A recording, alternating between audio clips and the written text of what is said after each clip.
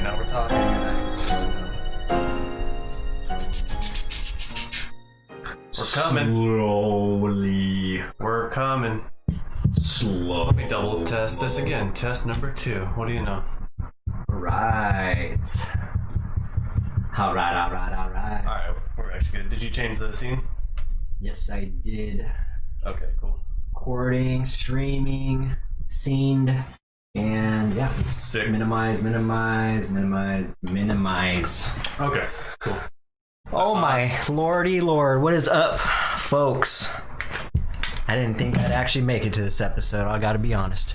You're too busy eating a burrito. Too busy eating a burrito and just too busy in general. But I'm happy to be here. I'm happy to make it to episode 30. 30. So another milestone for us. Yeah. I guess that's kind of how I like your hair, by the way. That's great, dude. It's pretty great right now. But That's funny. I've been talking to you this whole time. That's the first time I actually looked at your hair, though. I got this one white hair right here. Getting old. I don't know whose hairdo that reminds me of, but it's like someone had a hairdo that was kind of similar to that. Just crazy curls. Yeah. The front, the curled bangs. Mm-hmm. That's just what they do. I don't know. Right on. They didn't used to do that either. I don't know. They just started doing that as I got older, I guess.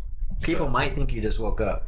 You didn't just wake up, did you? This was better, but then I went skateboarding and it got sweaty, and then I just let it do its thing. So that's what happened here. Right on. Flavor is it? What is that? Is that a smoothie? Is it smoothie? Yeah, you want to try it? No, I'm good. It's like turmeric, banana. Turmeric, banana. God. And then like pineapple, mango, and a couple other weird things in it. Yeah. My rude ass. I don't want to try your drink. Right? You're like, damn, that looks good, dude. What is that? What is that? I'm like, oh, this is just a fresh, refreshing, nice mango drink. Want to try it? Like, no. No, I'm good. But yeah, it's good to Cooties, see. man. Cooties, right? COVID-19s. Yeah. Plus, I already have 2 drinks. Is there anything else since I jacked up the streaming? Is there anything else that might have been reset? I don't think so.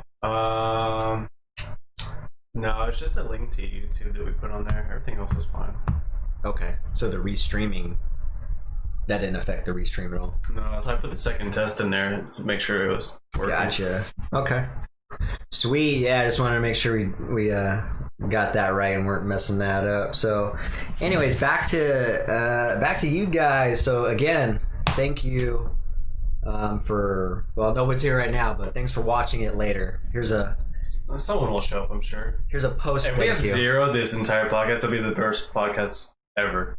Oh yeah, that's true. Because we've at least had one listener or some kind of person interacting with us. So cool. Well, yeah. Today, man, just to give you a heads up, I'll ask you how your day has been, but let me just dive into my day really quick here. Yeah, you can just go into it so I don't have to ask you. Exactly. It's been a long fucked up day, and then I also want to just give you a heads up in case I seem to burn out fucking mentally. But yeah, dude, I mean, normally I don't do any appointments during the week, and I usually cram them on Friday and Saturday, but I've been booked up.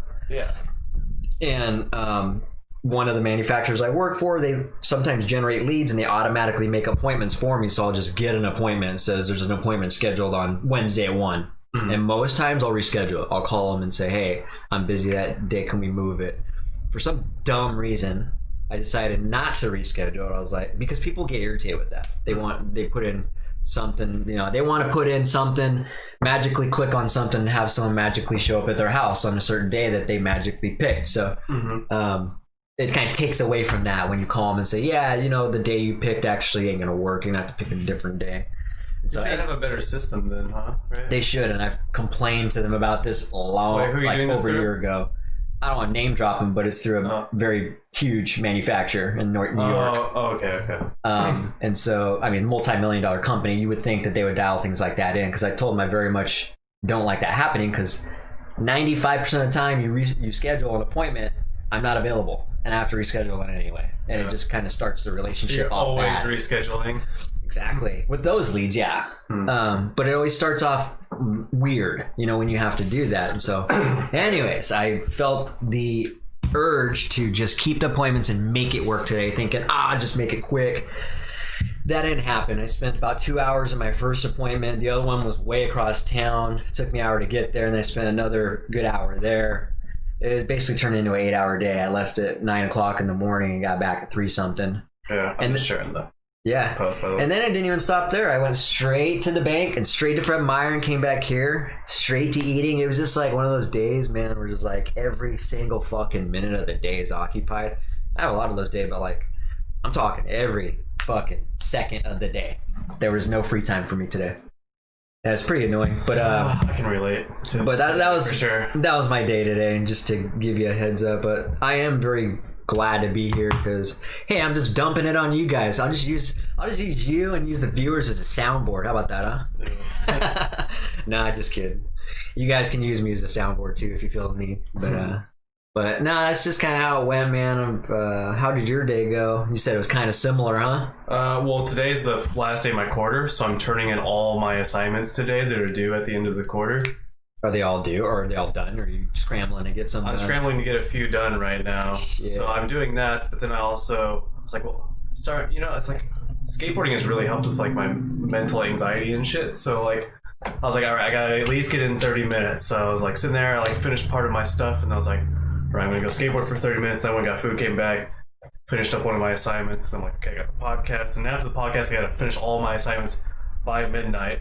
So, and that's basically all I've done. I woke up, started working on my assignments immediately. You know what I mean?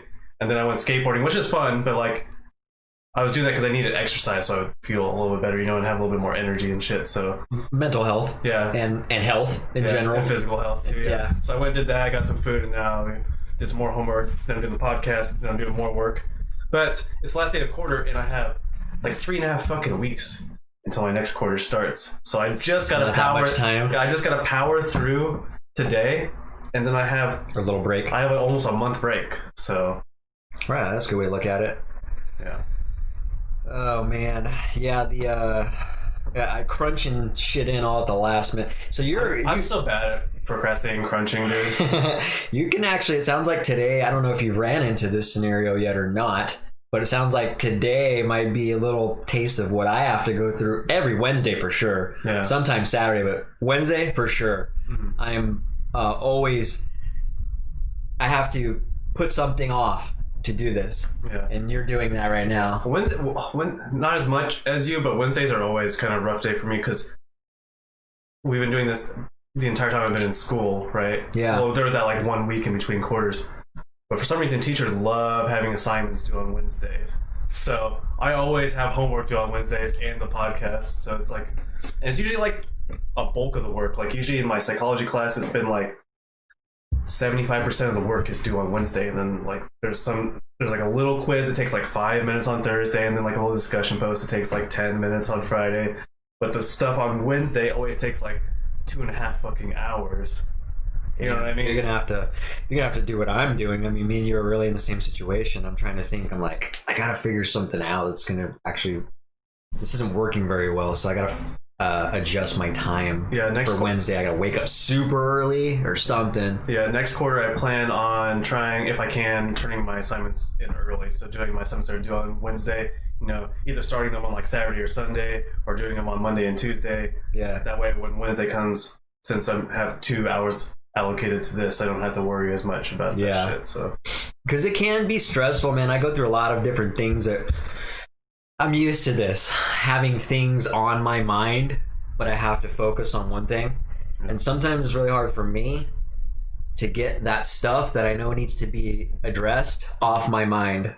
Yeah. Like right now, there's tons of shit that I need to be doing. Yeah, well, I'm in the same boat. I'm like thinking about assignments and grades and stuff, and my brain's like...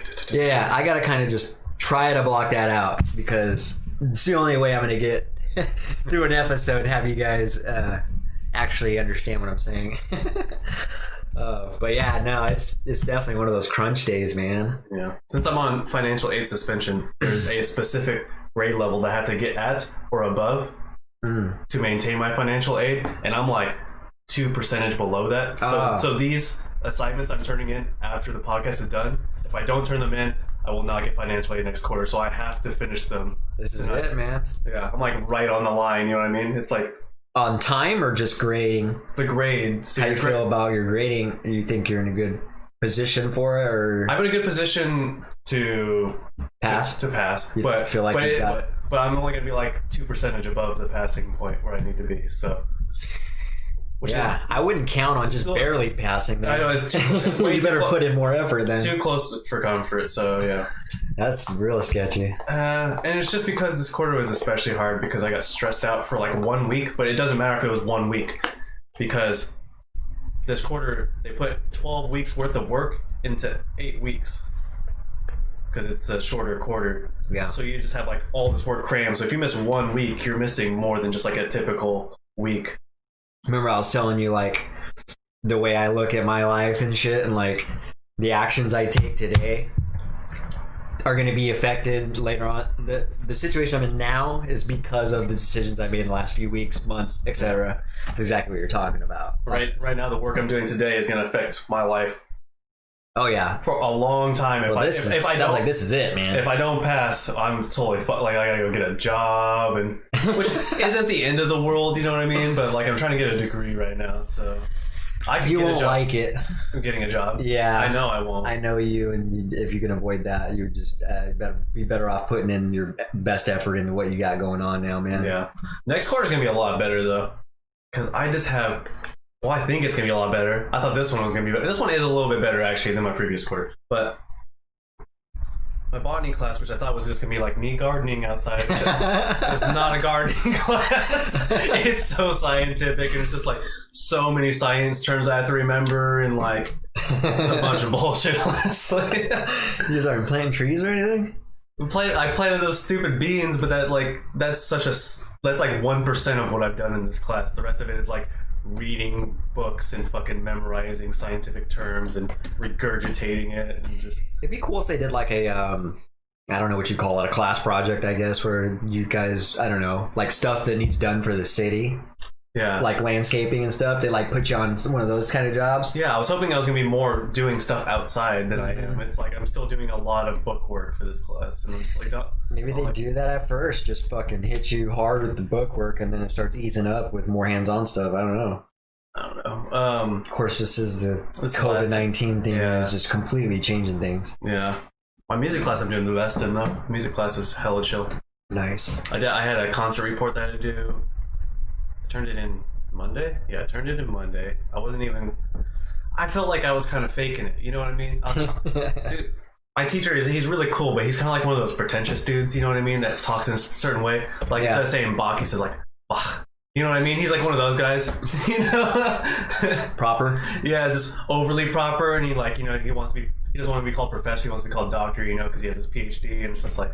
All right, fine. Like he's still he's chill besides that, but it's just a little pretentious. Kind of You know get what on I mean? the blowhard side Yeah, of it a little yeah. bit. Yeah, but so I'm like sitting here trying to write pretentiously my thing and just failing at it because I'm just like, You're trying too hard, man. You're trying to peel to yeah. I'm like, yeah, this part was very exciting, and I was like, how can I say that in a better way? I particularly was intrigued by the crescendos. Like, this concerto was, yeah. But I got a 98% on it. for that using that kind of verbiage. No, I didn't. Oh, okay. I was kind of in the middle, you know what I mean? But I just put a lot of effort into it. There you Or go. what I thought, I didn't think it was enough. I thought I was like, I'm gonna get like a B on this. But I got 98%, so Nice. I was very Good for surprised. you. Yeah, let's be for it. he's a little funny. He's actually one of my chiller professors though. So Right on. Cool, man. he likes he likes to be called doctor, but he likes to just put the first letter of his last name. So he's like, call me Dr. G. You know, not his full last name. So he's like pretentious but cool at the same time. He's like cool and pretentious. It's kind of weird. You know what I mean? Yeah, I'm trying to figure out where the line gets drawn on douchebaggery as far as call me. So, like, you got people that are, like, use me as an example. I used to go by Benji when I was younger. My name is Benjamin. When as I got older, I didn't want to go by Benji anymore. It seemed like a childish name, and so I was like, let's start calling myself Ben. There's that scenario, and then there's dudes that are like, I don't know if he falls in this category or the category I used, but there's that category with that example, and there's a category like, yeah, just call me Flash. Call me Flash. You're like, wait, what? So that's definitely There's douchebag. way too many dudes that go, call me Gator. You know one. I know you know one. I know one Gator, and actually Gator's really cool. I know. I'm not saying they're not cool. I'm just saying, Yeah. like, what is this name you guys are coming up It's with? a little blowhardy, yeah. It's because you're just like, I that's what I'm saying. I wonder where that line is drawn for the average person, because I understand, like in my situation and other situations, we know someone who's changed their name. Mhm. You thought about changing your name back to your original name, Right. so I think that's acceptable. But where does the line get drawn? It's like, okay, I want to be called. I'm going from Benji to Ben. Yeah, now I think I want to be B-Dog now. B-Dog. What if I said that? That's just the obvious. I'll just be like, no. But somewhere in between there is like, you know what I mean? There's a line somewhere. That's what's funny though, thinking about that. Oh. By the way, B-Dog, Flash, I ain't using those names. I can understand professors wanting to be called doctor if they have their doctorates, because I know that it takes, like 8 to 10 years to get that degree, so it is like a badge of honor, I guess, you know what I mean? Like, hey man, I put in fucking 10 years into this, I deserve to be called a doctor, you know what I mean? Yeah, I guess another pass when he's asking you to call him Dr. G or whatever. Mhm. I guess another something that's allowable, it gets a green pass for that, is if his name is just overly complex. I'll say it's not the... Dr. Galifianakis. It's only like 6 letters, but it's not a common one, you know what I mean? It has kind of... It's hard. It has 2 vowels that are right next to each other, and you can get them in the wrong order and stuff, so I can So understand. maybe that's what I'm saying. So now we're getting into 3 layers. 3 layers, yeah. Yeah, but like So he's not something douchebaggery. about the letter G just sounds a little douchey. Like, call me G. You know what I mean? It's like a that gangster. Gangster, kind of, related, yeah, correlation. Dr. G. If you're watching Dr. G, you're cool, man. But why? That would be hilarious. It's like, hey He's guys, like, you're fucking failed now. Changing your grades, you little bitch.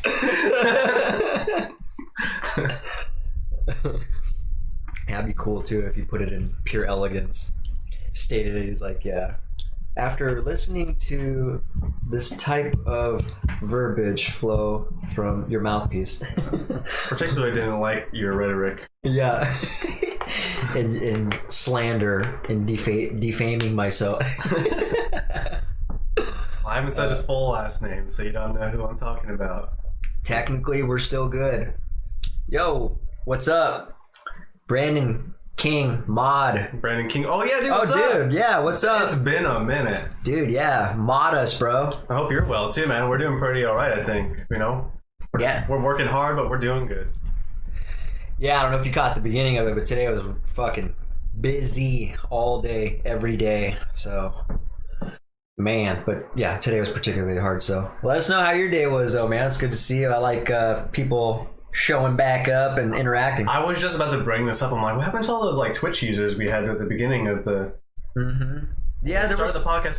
We had 2 or 3, right? And then Priest.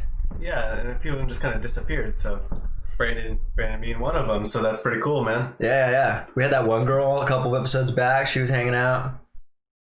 Yeah. Yeah, dude. Yes, long and freaking hot. Okay. What part of long the? and hot. Where are you located, man? I think he told us before, but I forgot. You Is it probably told us, yeah. So apologies if we don't remember. Is it California? No, is it Texas? Illinois. I'm totally Okay. off. Okay, I'm not familiar with I remember that. you telling us that. I just forgot. No, at this point, It- we had someone else that was from California talking to us before as well. So I'm guessing it gets pretty hot there then. is it muggy? Is it muggy over there? Because we're from Washington State, and it gets pretty humid here when Yeah. it's hot. Like today, we're just saying it was like 75, but it totally felt way hotter than 75. Yeah, it said 75, but I swear it had to have been 85. I was skating for like 25 minutes, and I was totally drenched in sweat, and I wasn't even working that hard. I mean, I was working like moderate. You know what I mean? Yeah. Yeah, and I know we're sitting here complaining about 85-degree weather, but again, we're we're in the Pacific Northwest, so we're just not acclimated to that hot temperature. So when it does, get 80 or 90, we're just like, ugh. I think that if it was a dry heat, we could totally handle it. You know what I mean? Probably, Like yeah. if it was like 85 but dry, Jesus Christ, 100 over there? Yeah, I'd die. no thanks. It was it was 97 that one day, and it felt like a fucking sauna out there, dude. Mm-hmm. Oh, man.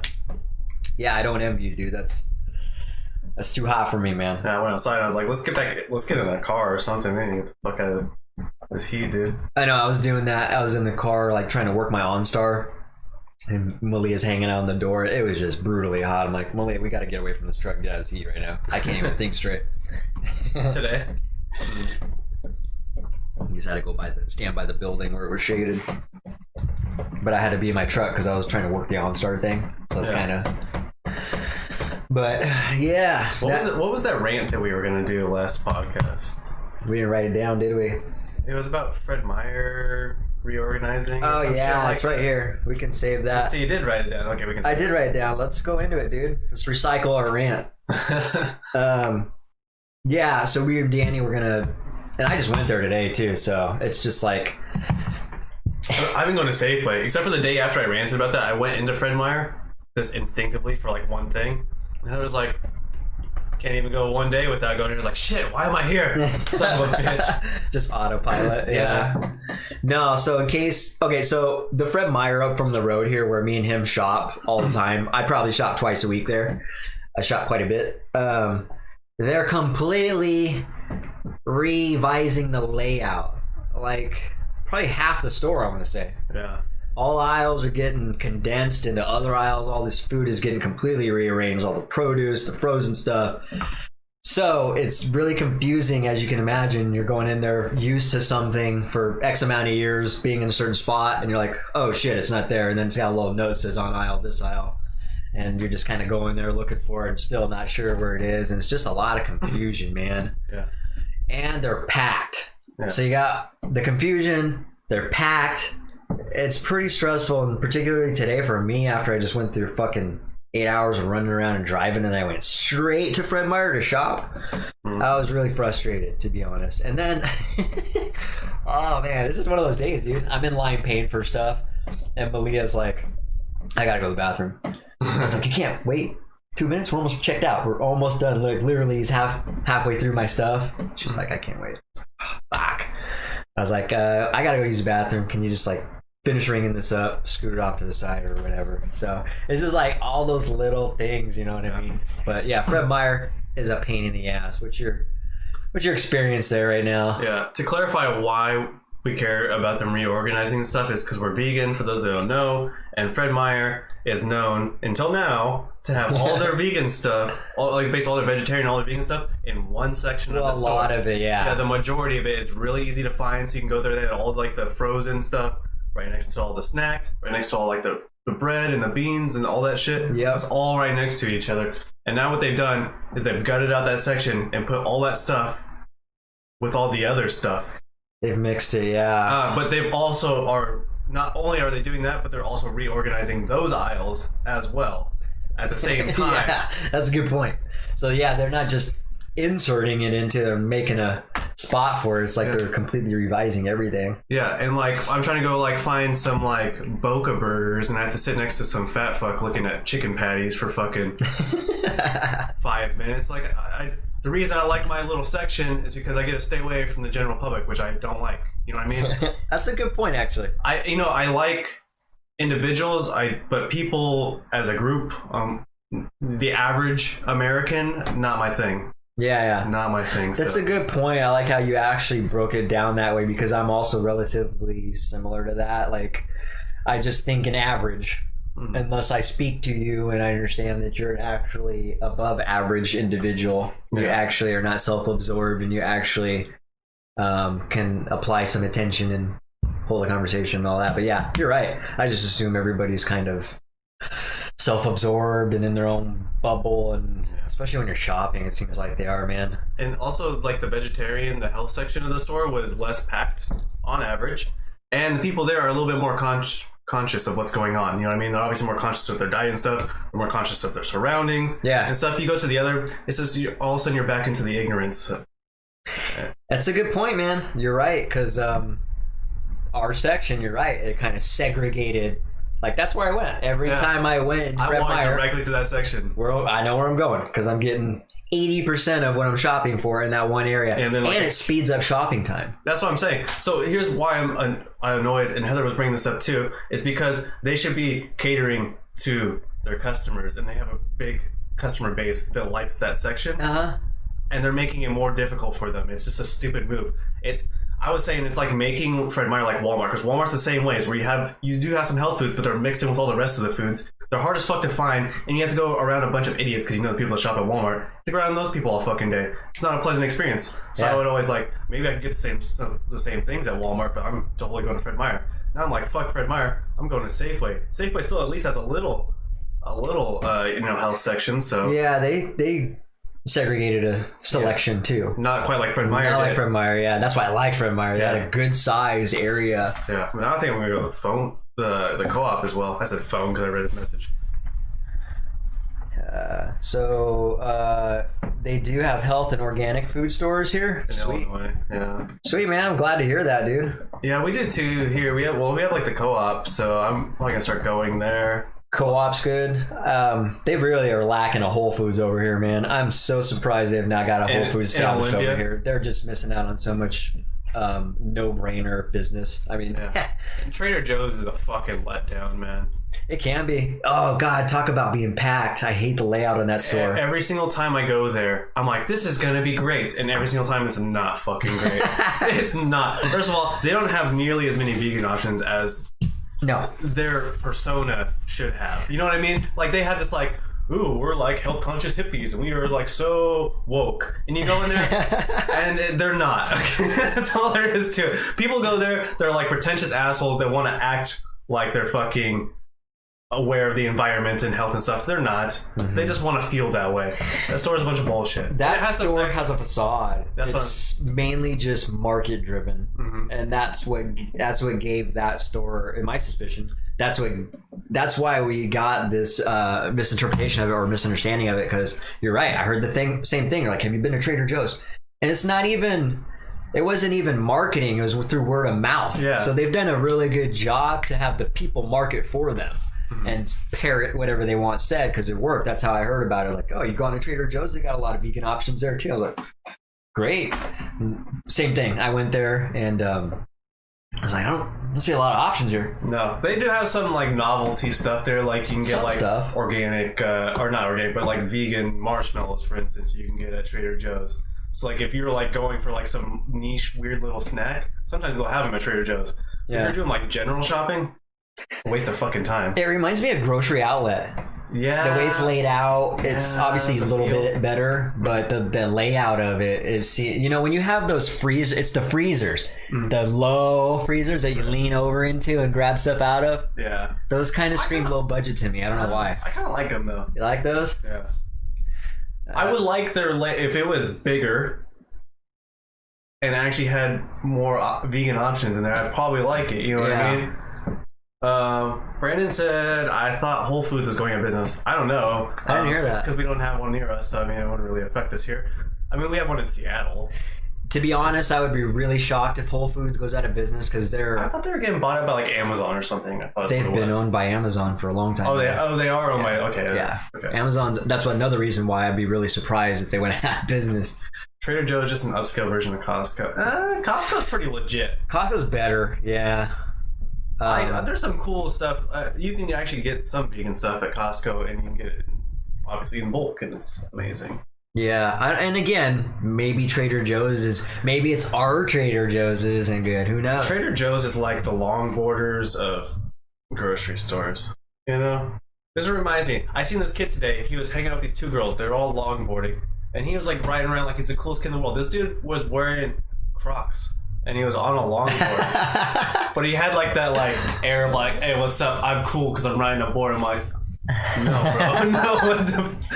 You have Crocs on a fucking longboard. This is cringe fest, man." It's because of that, I'll never ever think about riding a longboard now.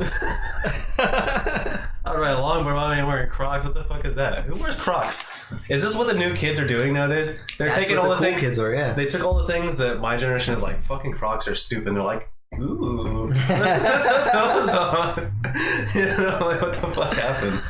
Yeah, I don't know, man. The trends are interesting. It's fun. It's interesting how it's determined by and who they're determined by and how it gets flowing. What's the new? I wonder what the new fad is. In my generation, it was like the emo and goth thing. You know what I mean? Yeah. I wonder if the emo and goth thing is still a thing. I don't know. I'm way too disconnected from school to know. I don't think there's any. It's funny because like right now, I think. Have you seen any goth kids? No. Exactly. No, it's not a thing. It's the percentage is definitely diminished. I think it's like the fuckboy look, right? That's what's the big thing. So, describe. I'm still confused what the definition of a fuckboy is. Okay. Have you seen the guy, the kids or like the young guys with like their hair looks like it's kind of permed? It's kind of like this, but done on purpose, and they have like the bushy kind of hair, and it's kind of cut short in the back. You know what I mean? Yeah, I like it. It's kind of like this. The way I look, yeah, that's the way. Kind of like this, but way better maintained in the back and stuff. So they have like this kind of like messy curly thing that like kind of swoops and it kind of has a lot of volume to it. So it's a look. It's a look, yeah. So what? I don't understand this because the only time also I've seen it is on Tinder. Okay. No fuckboys wanted. Oh, what do they mean by that? Also, well, when they're saying that, so there is a look, but there's also a type of personality. A fuckboy just basically means like it's the male version of a slut. Oh, okay. So guys that just want sex. Okay. A fuckboy. That's a fuckboy. Okay. Noted. Noted. But people also refer to styles with that too. I thought that's what it was just initially. Mm-hmm. But it actually makes more sense, the second version you said. Mm-hmm. Right on. Well, yeah, Brandon says the one he went to sucked. Like I said, stores are different in different locations. We might have a shitty Trader Joe's. There might be one in Seattle that's like huge and nice. I have no idea. Oh. I don't know if the Costco you went to sucked, maybe. Oh, the Costco, and the same thing applies to that. So, like any store, you know what I mean? We have a decent Costco, or it might be shitty over in somewhere else. We have 2 Costcos, and they're in the same distance away from this house, right? Yeah. Like, that's what I'm saying. If Costco, no job, no goals, no motivation, no car, no house, womanizer equals fuckboy. okay. Thank you for elaborating that. Now I got my fuckboy definition down. Alright, that's basically a loser. You know that TLC, is it TLC? I don't want no scrubs. Yeah, it's basically that. Nowadays it'd be like, I don't want no fuckboys. Okay. It's just a scrub. Alright. Yeah. Alright. I'll keep that in mind. I definitely don't want no female fuck girls. Oh, you mean sluts? Well, no, I'm okay with sluts. A loser is what I'm saying. Yeah. Right on. Well, Like let's jump into some of this. I got a few things that I wanted to talk about. Yeah, let's just kick it on off. Let's see here. So the biggest... okay, I'm going to go into this. This seems to be the biggest story going on right now. Did you hear about the Jacob Blake case that went on in Canush, Wisconsin? I don't think so. No? Okay. There's this guy that seems to be the biggest news right now is basically this guy, to bring you up to speed, and I just watched the video before I came on the podcast so that I can actually properly give my opinion on what I thought I seen in the video. But basically, long story, Kenosha, thank you, sir. I knew it was something I couldn't... it is in Wisconsin, right? Kenosha? I don't know That's why. the name of the city? Huh? That's the name Kenosha, yeah. Or was it? It's not Milwaukee, is it? Okay, yeah, Wisconsin. All right, I got half of that right. What a fucking city name, man. Is that a native name? It must be like a... It sounds native, yeah. So, basically, this man, there was a video where it shows this man, he was basically, he was shot by cops. Mm-hmm. 7 shots were fired. There's still a lot of undetermined things in this case, mainly because there's no response from the cops on this yet. But basically, this man was shot by cops. He was kind of avoiding, they were telling him to stop, pointing guns at him. He was just avoiding them, doing his own thing. Now, that's kind of the gist of it, but let me tell you what I saw in the video. So I watched the video, and it shows Jacob Blake walking around from the passenger side of the vehicle towards the front, around to the driver's side door. As he was doing that, there was about 2 or 3 officers following him with a gun drawn, saying, "Stop, stop, stop, stop." He obviously wasn't stopping. He was just doing his own thing, walking. As he got in the door, to me, it looked like he kind of kneeled down and leaned into the door. I don't know what was going on, but that's when he got shot. Oh, okay. I mean, the officer just unloaded 7 shots in right there. Just when he reached it down? Yeah. I mean, the cop was literally right behind him as he was going into the door. So he's just like, I mean, this close. Just like that. And the guy just went into the door and he's seen him. And so if there was a gun, he probably would have been able to have seen it or something? Yeah. Okay. Well, there was no gun. Had a knife in his hand. He said he was going to get a gun out of his car. Yeah, and that's something I was going to get into. This is that's recent news that I just heard today, actually. So apparently, yes, the cops were saying, "Drop the knife, drop the knife." The thing is, I don't know if there's evidence of a knife yet. That is something that was heard, but I didn't see one in the video. Did this shoot 7 shots that quickly? And again, that's the question. Yeah, let's talk about what happened, and then I'll give you my opinion as far as excessive, non-excessive, what should have been done, all that stuff. Could they have tased him?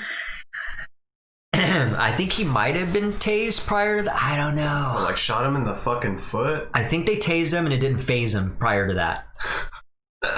Sorry, that just sounds funny. Yeah. And so I think... I'm not laughing at the dude dying. I mean, he obviously died, right? He did not, but he's he's like possibly paralyzed. Oh, really? Yeah. Oh, he didn't die.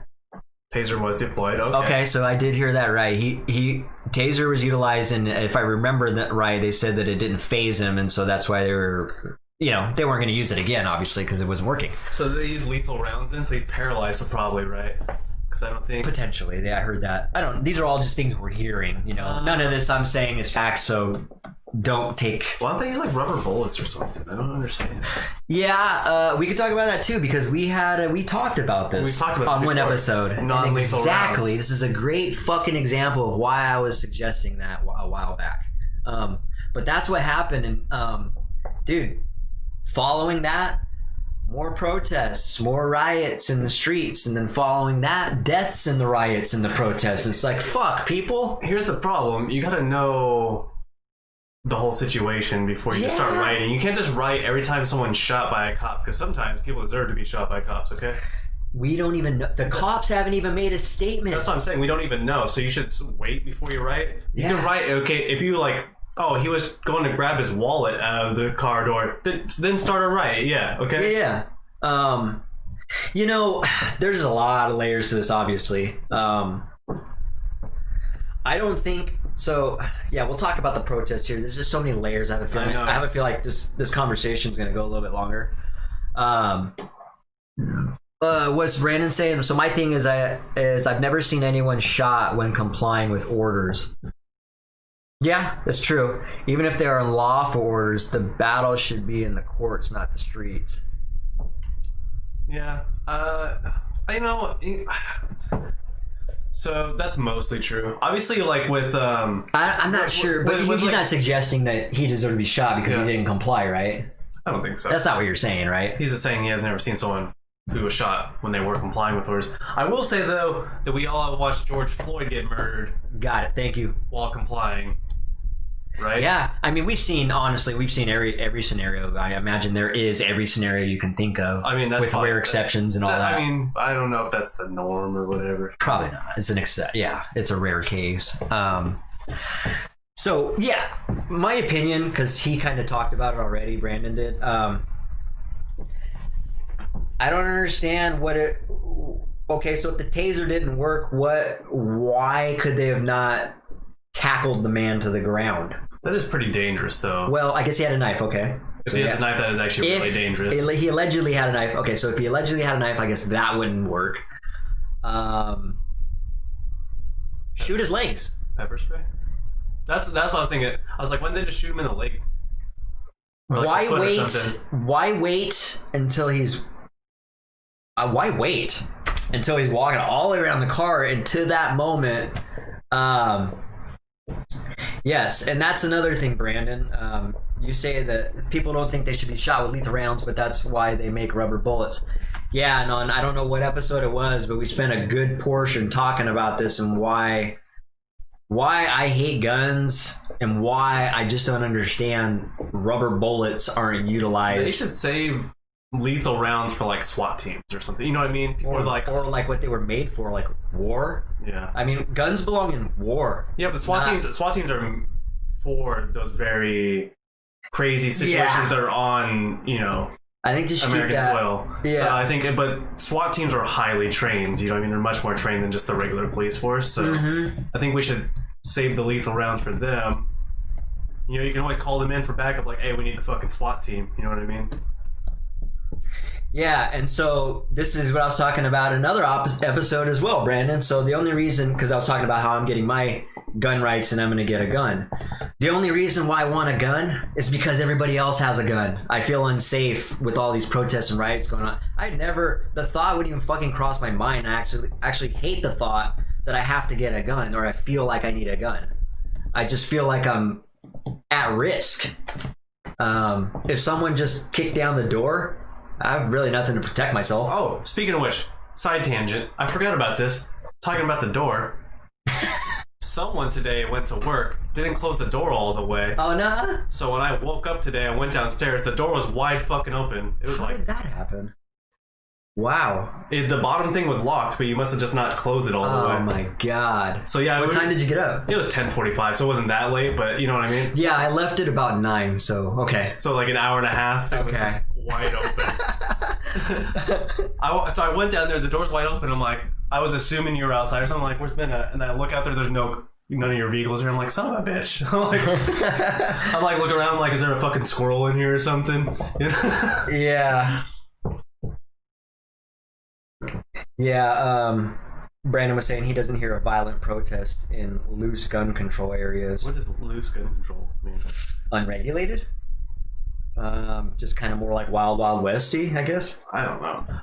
You know, what I will say though is, I mean, your very hardcore criminals are going to get guns regardless. But I mean, we've talked about other countries that have guns banned. It's like, Yeah, they still have lower. You will still get black market guns regardless, but where are you gonna start though? We talked about this. Now that it's already established, we got guns all over. You got fucking 12-year-old kids owning a gun. Where do we start? How do we even get close to where UK is right now? Like, how do you start that process? First, you have to get all the guns. I don't know if that's even. It's not possible. I think did they pay them or something? Who's that? Turn in your guns, we give you some money. That would be a good incentive, yeah. It's not like they could probably reuse a lot of those guns, you know what I mean? So it wouldn't be like they're totally losing money, you know what I mean? They could refashion them for military use or whatever, you know what I mean? Yeah. Bring the guns in, so... Brandon says Australia banned guns and violent crimes skyrocketed. I'd be really interested to know where you got that information. What source did you get that information from? Because I'd be interested to look at that, because when I looked at the UK... The UK went down for sure. They're substantially lower. We didn't look at Australia though, so... We didn't look at Australia, so that does make me wonder why them, and UK's doing fine. Maybe because they also have CCTV? I don't know. They got a camera on every fucking corner you can think of. That might... It also might be the culture, but Australia seems like a pretty chill place, you know what I mean? So yeah, I would think so. I always thought Australia was... Of course, a lot of Australians love coming to America. I don't know why. They love America, man. Heck yeah. More than British people. But yeah, let's talk about the protest. Okay, so yeah, we can come back, because again, we can do the gun debate for like 8 hours. Yeah, the gun debate can go on forever. we had to stop it last time. We're like, all right, this is just going to keep going. Yeah, obviously in a perfect world, no one would need a gun. But then you got hunting. Of course, we talked about that. In the UK, they still hunt, and they have all that stuff regulated. I don't know how they do it and organize it, but yeah, they have it established. You don't have to send us a link, by the way, Brandon. We can just look it up in our free time. Yeah, you could just send us you don't have to look up the exact link, but maybe tell us what where you found it. That way I can look at it, because that does interest me, and I like numbers and facts, and I want to know what the hell I'm talking about if I bring up the fact that Australia is not using guns as well. But okay, so first of all, the protesting is fucking idiotic. I feel like people are looking for reasons to protest. I understand this is a very fucked up situation. Remember Occupy? Yeah. There's just a reason. Yeah, it's so weird. Or what was the reason? Not even a substantial reason. Yeah. It's funny, we were talking about herd mentality. It's the funniest thing, but it's kind of studying that in psychology. I forget what it's called though, but it's people just want to be a part of a group.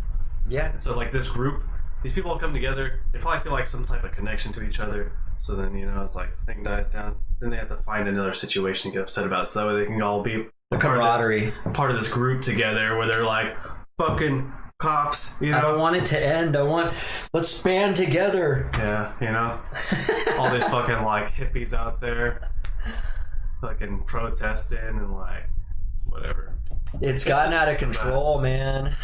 The protest. Okay, so this is the worst year ever for protests to happen. You have the coronavirus and fucking protests. It's like absolutely. The worst year ever. You notice that there's a lot of abnormal protesting going on right now, too? Mm-hmm. Yeah, I'll talk about that here in a second. There's a suspicion about that as well. There's a protest going down in Olympia like 2 days ago. Was there? Yeah. I was in the middle. Did I tell you about that? Mm-hmm. Oh, we were right in the middle of one. We stopped at the gas station. All of a sudden, we start hearing marching and stuff. Oh, yeah. Yeah, okay. Tell me about that. Yeah. That was crazy. I was like, what are they doing? So, the protesting. Totally uncalled for. I don't understand what the purpose of that is. Well, okay, they're trying to make a statement. No, they're not. They're fucking killing people. There's a fucking 17-year-old kid there that shot 3 people and shot one person right in the head. And that's all on video. Shows this kid just fucking randomly, killing people. He's on the ground shooting at people, and then he's walking past the cops, hands up. They don't even stop him, nothing. He's just walking around with a fucking assault rifle. Is he a white kid? 17-year-old white kid. I was gonna say, if that kid was black, that kid would have been shot. But looking at these videos, it's just a bunch of anarchy. There's no organization. There's just people running around doing. It's the fucking wild, wild west. There's no proper agenda with a lot of these protests. Yes, I know there's some exceptions and they're small, where there's some protests where they just want to be real respectful and they want to have peaceful protesting, as they call it.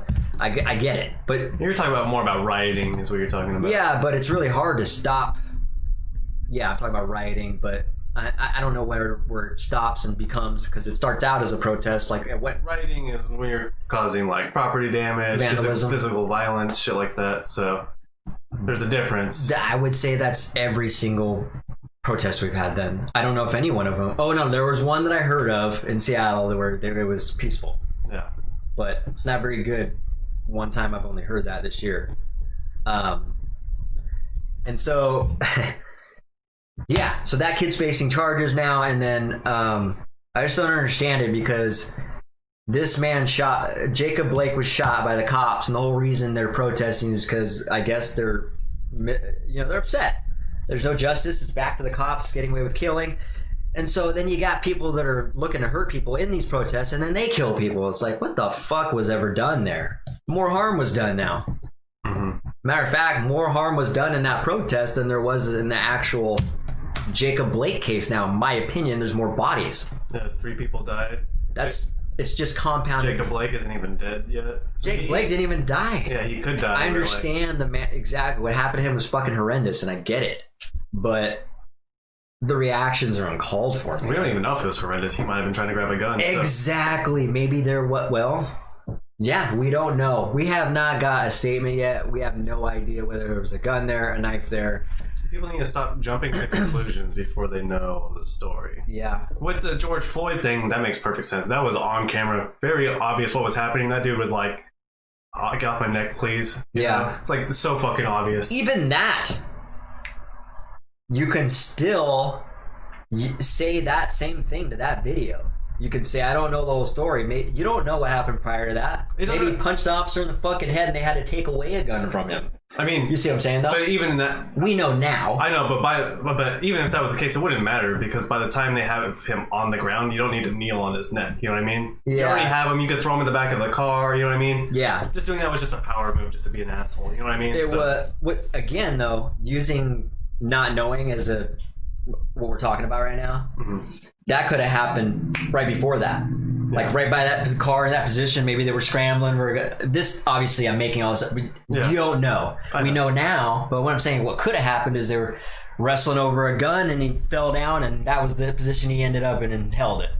We don't. You see what I'm saying? Yeah. There's a lot of variables. I see what you're saying, but you know the answer, so it's easy for you to sit here and say. No, but even if you don't know the answer, he doesn't need to kneel on his neck. Regardless, he doesn't. There's no situation you can literally move your knee 2 inches, 3 inches down onto his back, onto his shoulders, and not cause him to suffocate. But even if he was, I wouldn't hold it against the man. If someone's shooting at me and I kneeled on his neck, I would just, I don't know why he did that. It was a reaction. I got shot at. You ever been shot at? I don't know what I'm going to do. You know what I mean? But that's why they're police officers and why I'm a civilian. Yeah. You see what I'm saying? They need to be able to understand. I know they're still humans, but they need to be able to work in situations. High stress. Yeah. Yeah. That's what they took on that job, so they need to be responsible in those situations. But they're still human. Of course they need to be. Well, also, the other problem with that is there was another cop right there, so even if there was a gun right next to him as he's kneeling on his neck, the cop could have went and picked up the gun, you know what I mean? He could have been like, hey, stop kneeling on that dude's neck, so to even add on to that, you know what I mean? Yeah.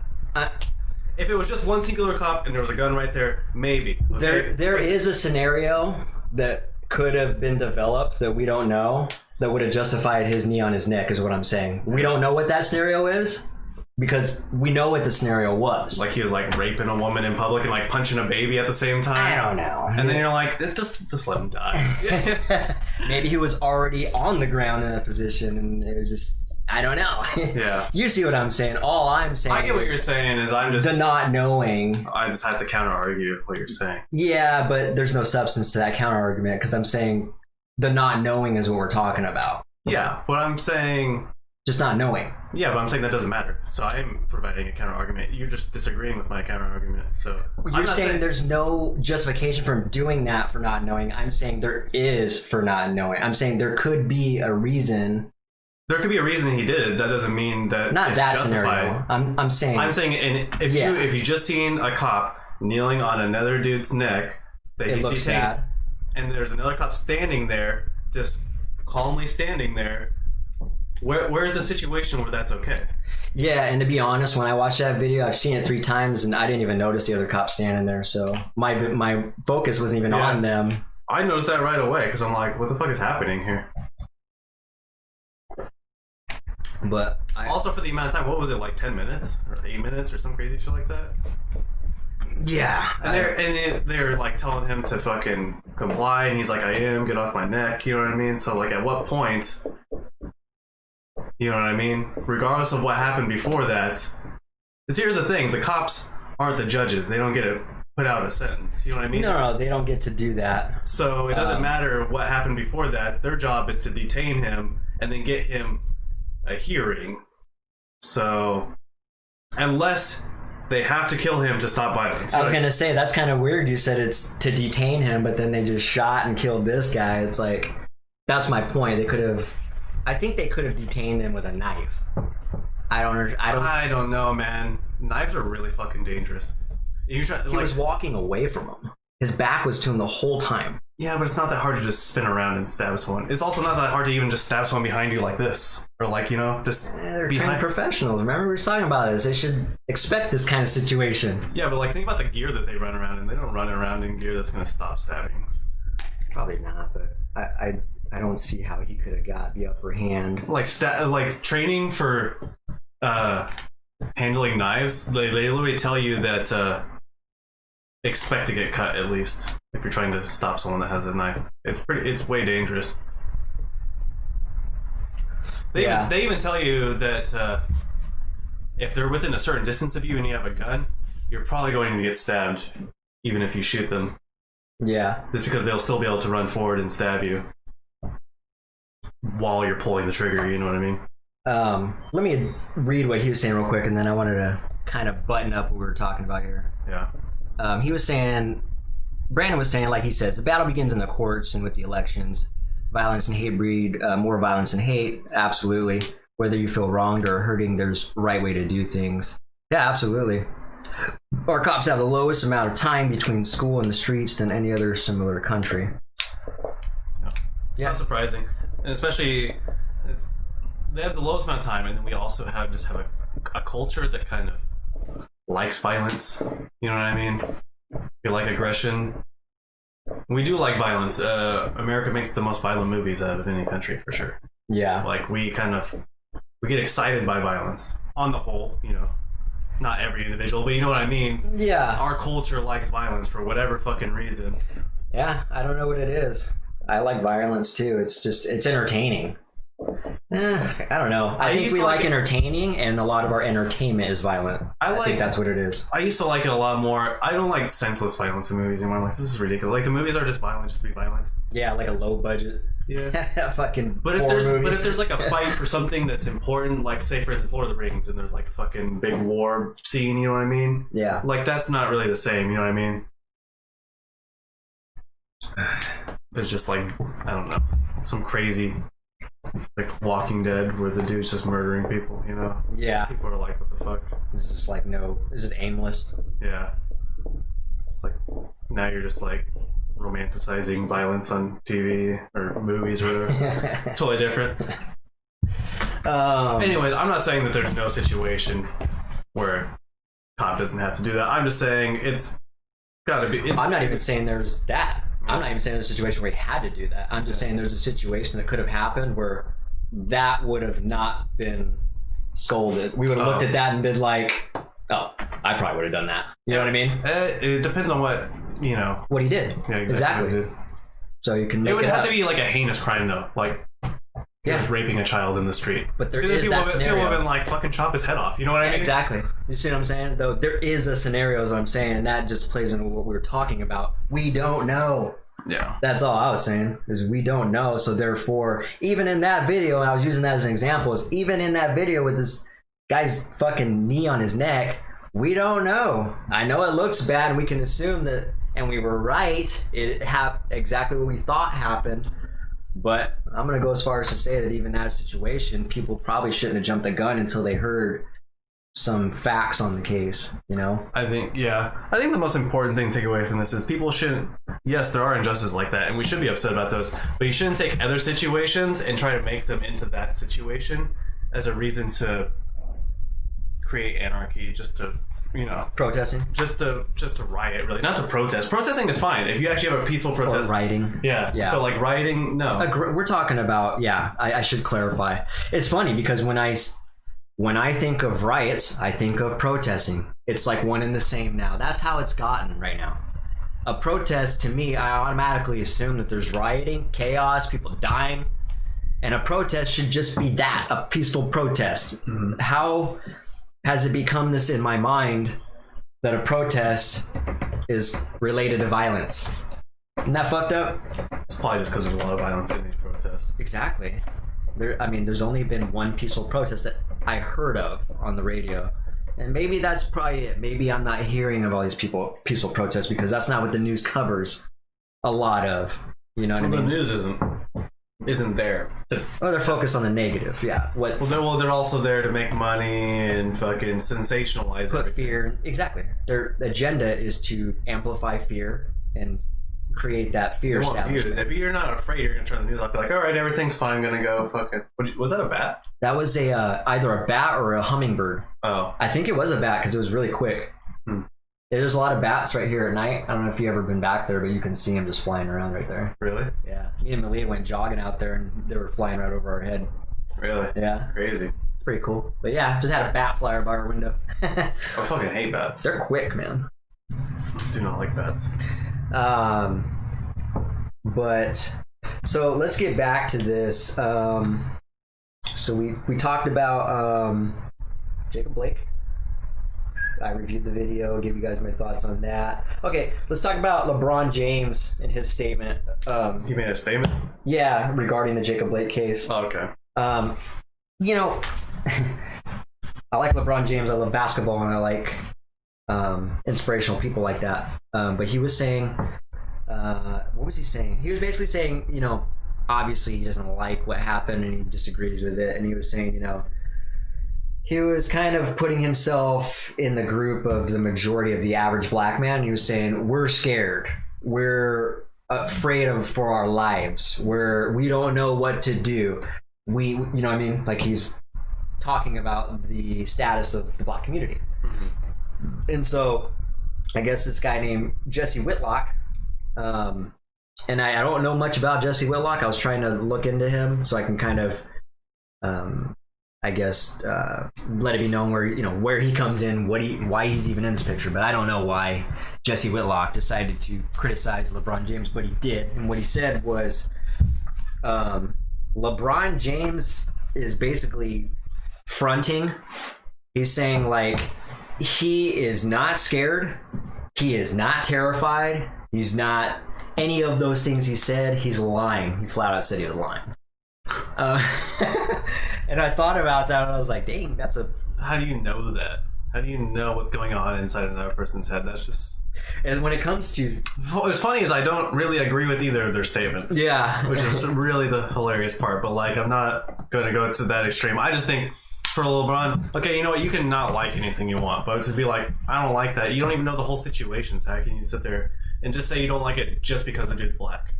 Yeah. Like, that's a little ridiculous to me. Well, he was making, he was like, they shot him in the back. But I told you the scenario. Mm-hmm. I mean, so there's no other way to not shoot him in the back, I guess, if he was intending to get a gun. I'm just saying, if there was a gun there, okay, say you are holding a gun, some dude says he's going to shoot you with a gun, he turns around, starts grabbing a gun that you can see, are you going to wait for him to turn around before you shoot him? Nah, that's a no-brainer, man. So, I mean, like, let's get real, people, okay? And, people are just trying to say that to act like it was cowardly or whatever. But first of all, we don't know the situation. We don't know, yeah. But if there was a gun, that's not a cowardly thing to do. That's just being safe. That's a smart fucking thing to do. Well, you should also know that there was a video. I don't know if the Kenosha? Is that what it is? I pronounced it right? Okay. The Kenosha police, I guess, I don't know if it was just that police force or a broad audience of police, but they just got done reviewing some videos, I guess. One in particular where this guy was wrestling with a cop. Guy got away and like crawled to the inside of his door, grabbed a gun, shot the cop. Mm-hmm. And so I guess they're saying that could have been, fresh on their mind and a concern. Right. And then you get a scenario like that, and it's almost like the exact scenario that the bad situation happened in. So I guess... Let's say if the cop really wanted to kill him, though, they could have just shot him in the head. I don't know why he shot him 7 times, but... When I hear that means he just didn't know what to do except just fire. Panic. Yeah, so in that regard, he probably doesn't even have the time to think and aim for the head anyway. He's just like, yeah. You know what I mean? It's just a reaction. Yeah. 7 is a lot, though. I think that... And I think that... Why would a cop ever need to shoot somebody in the head? That's my question. They could do it in like a hostage situation or something. Why would they need to is my question though. Why would they ever need to shoot somebody in the head? Okay. I'm trying to envision that. Think about like a movie scenario. Dude's holding a gun to like this innocent woman's neck, Yeah. The only thing you can see is his head. Boom, shoot him in the head. Is that the only scenario? Yeah. Situations like that, you know what I mean? That's a situation where you could shoot someone in the head. Yeah. And I think it's justified. I think so too. So, I mean... That's it though, huh? I'm saying there are very few scenarios where, yeah. Yeah. That's it. That's literally it. I don't know any other... If someone's close proximity with another individual ready to do harm, and there's no other out, that's probably the only... I don't think there's any other scenario where it warrants a cop shooting somebody in the head, though. What about, like, those mass shooters? They're going around just, like, spraying with a fucking, like, machine gun, you know what I mean? Yeah, well, first of all, they'd be... Yeah, I see what you're saying. They'd have to have a sniper. Or just, like, a well-aimed shot, just... But again, a head is a lot harder of a target to hit than a body. Yeah. Because you're just trying to subdue the threat.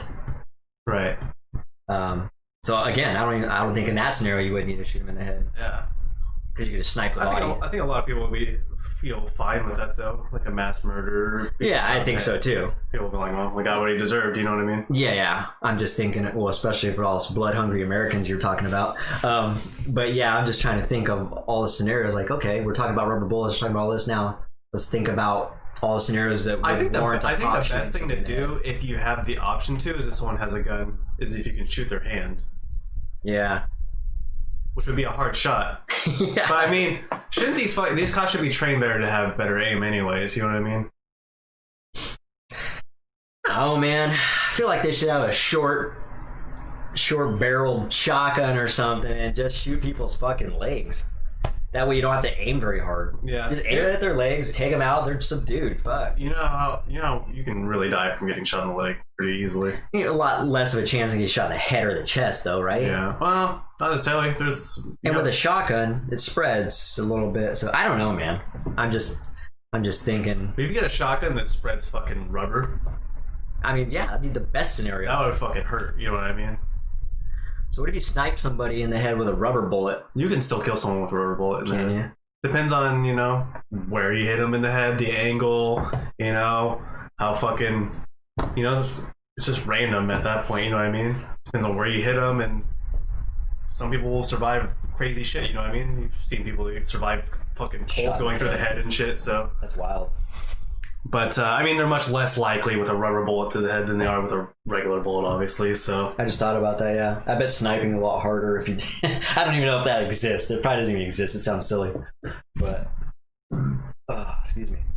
Sniping is crazy if you think about it, because the way that a gun recoils is like you get the scope, and then you shoot, and then you don't know where it's really going to hit. Because the gun immediately moves, you know what I mean, right? Yeah, I'm sure there's terminology out there. We have no idea what we're talking about, but you just adjust for that. Yeah, and then also snipers usually have to, if you're like an actual sharpshooter, they have to stop breathing so that you can get your body to stop minutely moving. But you gotta calculate wind. You gotta, Yeah. I mean, there's a lot. It's fucking crazy. Sniping. Yeah. Like professional. Reminds me of that one movie, Shooter. You ever see that with Mark Wahlberg? Maybe. I just thinking of a phone booth. Or is that what it's called?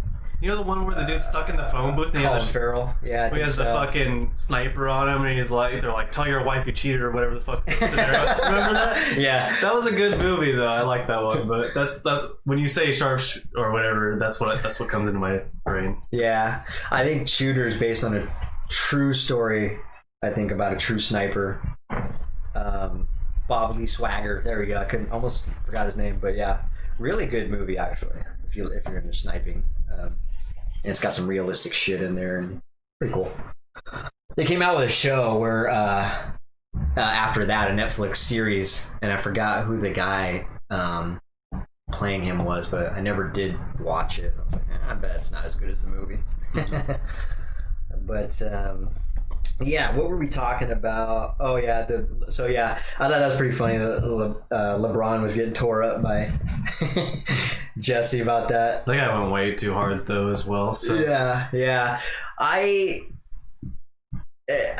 understand what Jesse's saying though, as far as making that assumption that LeBron might not be scared, might not be terrified because he's in a position of privilege. Yeah, he's still black though, so like if a cop's really racist or they don't know who he is, he could still be subject to racial violence, you know what I mean? He could, in the dark, you know what I mean? They just see some tall black guy, you know what I mean? It's hard for me to also envision LeBron being scared of that though, or terrified of that too. So it's like, he's probably right. He's probably scared of guns when he's not armed, just like anyone else, you know what I mean? Well, he's saying he's scared of the police and tired of the police. They don't know what to do because the police are... I think just because he's a confident, muscular, tall dude doesn't mean that he's not scared of police. Police have weapons, you know what I mean? They could still pose a serious threat to even... It doesn't matter how tall and muscly you are, they could still pose a serious threat to you. Yeah, I just meant his pocketbook is what I was talking about, not even his physique. You know what I mean? The more money you got, the more power you got. I know, but I'm saying in the situation where like, we got this dude, we gotta pull up and there's this black dude. If they don't know who he is, it doesn't matter if he's LeBron James or not, you know what I mean? Oh yeah. So There's a rare case for sure, but if I was It to, reminds me of Dave Chappelle saying, like, talking about getting pulled over, and the cop's like, "Hey, oh wait, you're Dave Chappelle? All right, just go on." yeah, You know, just like, I love your stuff. Can you make jokes? It's like, dude, I'm fucked up right now. It's like, all right, well, see you later. It's hard for me to envision him being scared and terrified though when he's got a lot of money. Yeah, but this is like just like I'm saying, with like you don't know what he's feeling. I know, inside his brain, I know. So It's hard for me to imagine. Is all I'm saying. yeah. Um, I mean, if he had to go to court, then yeah, I can understand what you're saying. It's being like, I got the money, but in like a tense situation with police officers, that's not a court. Like that could still be just as scary as any other person. He. But again, I don't even using that. I don't see why he would be scared or terrified because he's hardly ever in a situation like that. You know what I mean? He's got entourage and bodyguards, I'm sure. You know, so it's like, well, where would you ever be in a situation where there's no witnesses? There's no. Yeah. I don't think he's scared. Is I guess where I'm relating He to could Jesse's, he's not in the type of scared that the average black person scared is. Does Yeah. that make sense? Yeah. I could believe on that. Yeah, but he's been there. You know what I mean? It's For not- sure. He wasn't born famous. So I mean, he could just be talking about He could be referring to his past self. how Yeah, I felt we're before, scared. Yeah, and he knows that other Yeah, black yeah. people are scared. So it's not like he's like completely ignorant to how people are feeling or. yeah. I wish he would actually respond to that because I'd be interested to know what he Yeah. hear him clarify. I guess. And as silly as his, it's only silly because he doesn't know the whole story. You know what I mean? That's Yeah. the only reason. If he knew more of the story, I would totally advocate for him doing that because obviously he's a celebrity. People look up to him, so it's nice when people have good speeches that actually mean something. When people idolize them and look up to them. Yeah. Well, they have a big platform and they can Yeah. actually make an impact. Yeah. Exactly. But yeah, that was that. Let's talk about Chris Cornell and the statue that was recently vandalized in Seattle. You hear about that? No, that's sad. That is sad. They fucking spray painted it all white and damaged it up. Why? Just people looking to vandalize shit, man. This is the new way of life. Isn't that just fucking? And you know what's sad about that is, well, let's talk about this first, and I'll tell you why I can relate to it and why I feel He didn't bad even about die it. that long ago, man. That was like 2017. Yeah, it's like obviously the man. I mean, there's not much. I haven't heard any bad stories about Chris Cornell. No. Matter of fact, I've heard nothing but good stories. Yeah, really. So he's like an icon for Seattle. He's, helped put Seattle on the map along with other Seattle bands, but he was a huge powerhouse influence for Seattle, Yeah. which is why obviously he's got a statue there. Yeah, I love Chris Cornell, so yeah. And yeah, I don't know whoever did that. It's either just a kid looking to fuck something up. That's what it sounded like to me. That's the only thing it could be, because the normal person trying to think about like reasoning to that, it's like, why would they do that? There's just no reason. answer for that. There's no, I mean, he has no enemies unless this person's really off their rocker. But I thought it was sad to hear that too. There was one guy who donated his own time to go clean it. I heard him on the radio. He actually worked at Jazz Bones, he said, so I probably know the man. I've played at Jazz Bones a couple times. But he spent, I guess, 3 or 4 hours just, paint thinner and rags and stuff. And I guess, it's a real intricate statue, so there's a lot of crevices. Oh, yeah. He didn't even get it done. He said there was someone that kicked him off when he was not even completely done with it. Wow. They're like, you're going to have to leave because insurance needs to take pictures of it and stuff like that or something. Wow. Well, I mean, good for him. Yeah, I thought that was pretty solid of him, yeah. He sounded like a pretty straightforward, cool dude. I mean, like I said, he worked at Jazz Bones, and then he said he's kind of delivering pizzas right now because of the COVID-19 thing. So he's just kept it real, man. I like that. And he took his few hours, 4 hours or whatever he said of his day. That doesn't make me sad. It's so ridiculous. It's like, why? I know, man. Well, here's the thing. When I was a kid, I used to do shit like that all the time. And I used to do shit like that too, but I wouldn't do it to a statue of. I would have done it to a statue, and so I feel like a piece of shit for when I see stuff like that because it just reminds me of the way I behaved when I was a kid, Yeah. and I vandalized a lot we're talking about way back then. Yeah, 4th grade till, I don't know, middle school. So 4th grade to 7th or 8th grade, maybe. I was really bad in that time, so. But, I'm not going to say I wouldn't have done it, but I really don't think I would have. You know what I mean? Like, yeah. You don't strike me as that person. yeah. Unless maybe you're around a group of people. I've done some vandalism, but not... That's like so... I don't know, that's like super disrespectful, you know what I mean? Like the worst thing we did is we like fire hydrant sprayed someone's car, like the side of their car. Which is disrespectful, but it's not like it wasn't a memorial of a dead person, you know what I mean? Yeah. So yeah.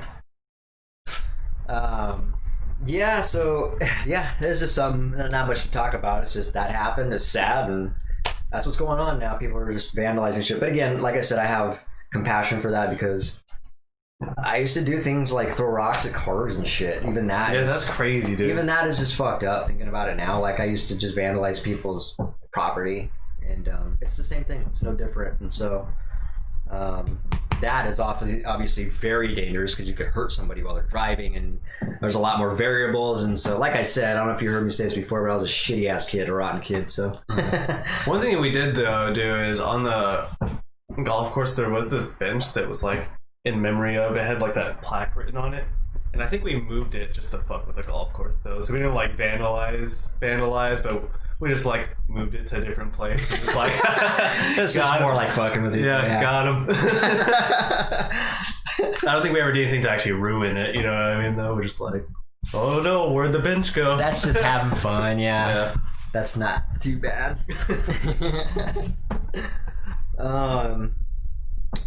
So we talked about that. Yeah, we talked about people looking for reasons to protest. Yeah.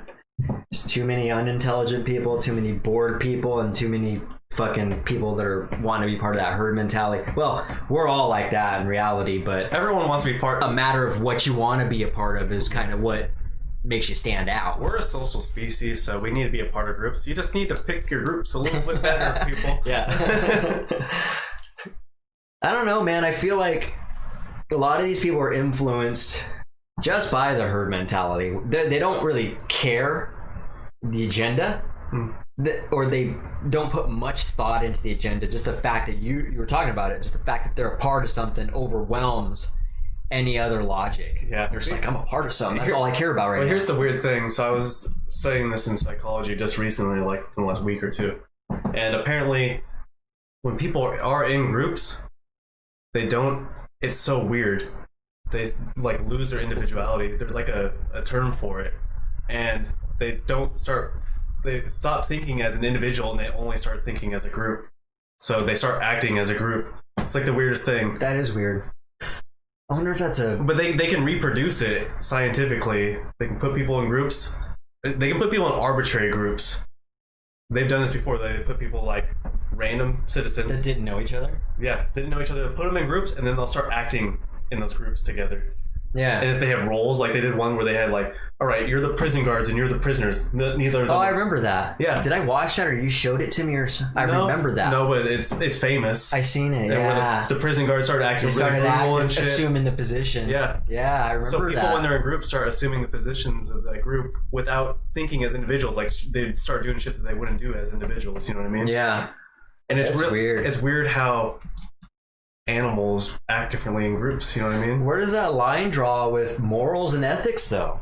Like, where do you... Because in that scenario, they were doing some shit, dude. The guards were like... Yeah. I don't know what they were doing, like putting them in solitary confinement. Were they beating? No. I don't think they got that far, but I know they started doing some crazy shit. I think it was more psychological stuff. Okay. Like confining calling them names and like fucking like terrorizing them and shit, you know what I mean? And maybe throwing them in isolation and shit. I know it was getting...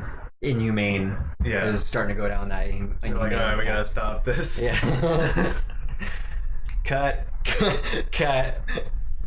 But yeah. Here's another example. This is a little less hardcore than that, but think about like sporting events or like music concerts. You know what I mean? Yeah. So like you're sitting there. Say you're like watching fucking a music concert on the TV, you're gonna be like, woo! No, but when everyone else starts doing it, everyone just starts shouting together. Or, you know, like at a sports event, everyone's fucking cheering together. Yeah. People are all wearing the same outfits, and it's just like they're a big unit. Yeah. It's like almost like they become like one organism instead of individual organisms. You know what I mean? Yeah. Well, that's an extreme. But even those same things are happening with the protests. You know what I mean? Yeah, absolutely.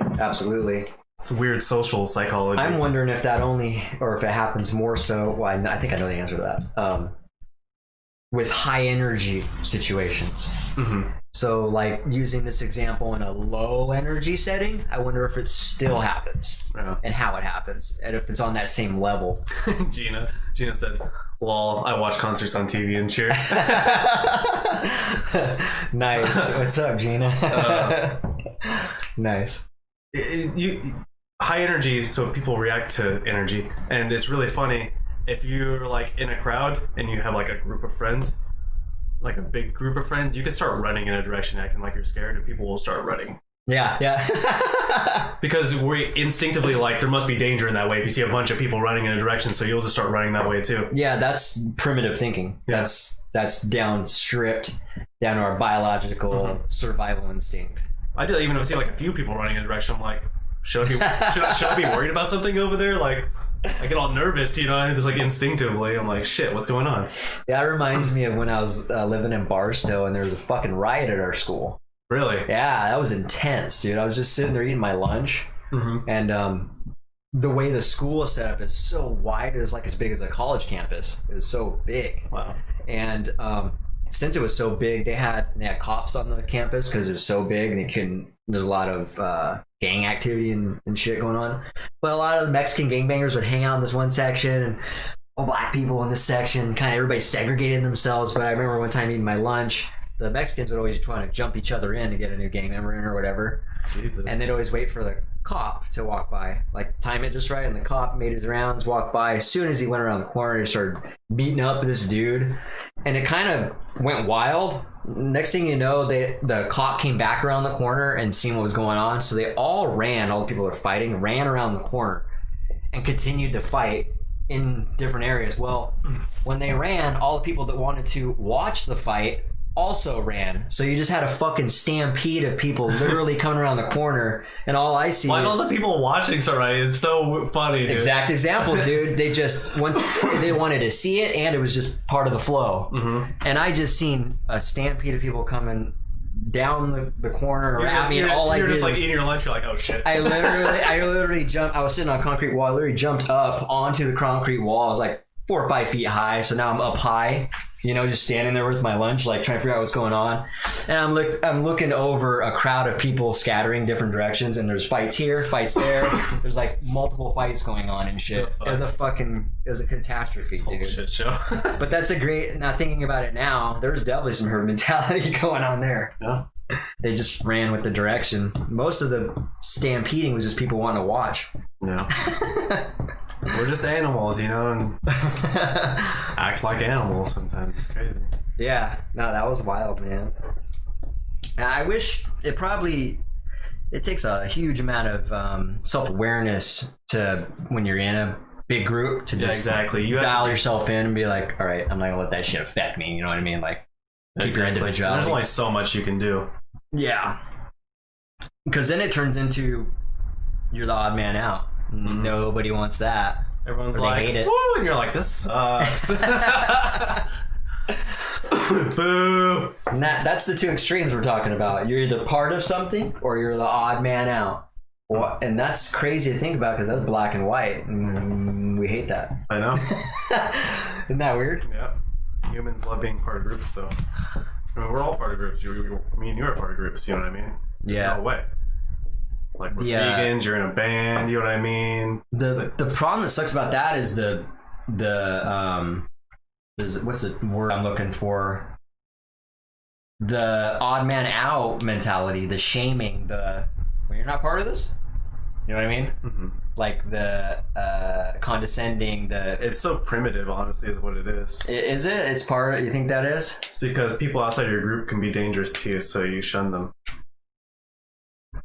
Yeah, and that's trying to keep your group close so that way you're all safe together. So you push away everyone else. the thing about that is people will lie to be part of that group. Wouldn't you think that being upfront that you're not about that would get more respect than shame? You would think, like, dude, I appreciate it. In reality, or I mean, like idealistically, yeah, but not in reality, you know. It's crazy. Because humans are much more emotional than logical, as is shown all the time. Oh yeah. We like to think that we're real logical, but most humans are purely emotional Yeah. with like this facade of logic, you know. Well, you can even do as much as you can to think logically, but you're right. The emotions are going to dictate. That's the first thing that comes down the sequence. Yeah, is your emotions. To be able to think logically, you have to be emotionally adept anyway. Yeah. You have to be able to That's the first layer. control your emotions in the first place. So. Yeah, absolutely. But thinking logically is not. It's not. It's a thing. Thinking logically is pretty easy. Controlling your emotions is much harder than thinking logically. Or just assuming that someone's just strictly logically thinking is kind of unrealistic too. Because there's some point their emotions play a role in that. Yeah, it's another black and white. You can't be completely logical. It's just unless it's like, what color is that? That is white. Logically, that is white. What we get so emotional about it? Is it off-white? Fuck you. And everyone just gets into this emotional bullshit. Is the dress blue? Right? Is the dress blue or is it gold? Guys see colors differently than girls. Let's get Lee in here and That is true. I know. Girls can see more shades of red. Yeah, those facts are interesting. Oh, on average, I can see a lot of shades of red though. I know that because I've shown some people and like, what about these two? It's different. They're like, that's the same color. I'm like, there's not the same color. I know. I hate that. I don't really get into it with when it gets to color. Like, what color do you think that? You know what I mean? I'm just like, I always use the. You know, to me, it looks like that. But you're probably seeing something different. You know, just eyes see things differently, and minds and ears hear things different. Yeah. Like, I mean, interpretation is easily accomplished with communication from one person to another. I mean, that's what I don't get. Like when people get so upset that there's a miscommunication happening, I never understood that because I'm like, I'm just now figure it out. Like, also, well, I used to get upset about it, and I do get upset about it still, but like, that's naturally going to happen. Yeah, it's gonna happen. If you're gonna get upset about miscommunication, prepare your life for just fucking misery. You're gonna be upset your whole fucking life.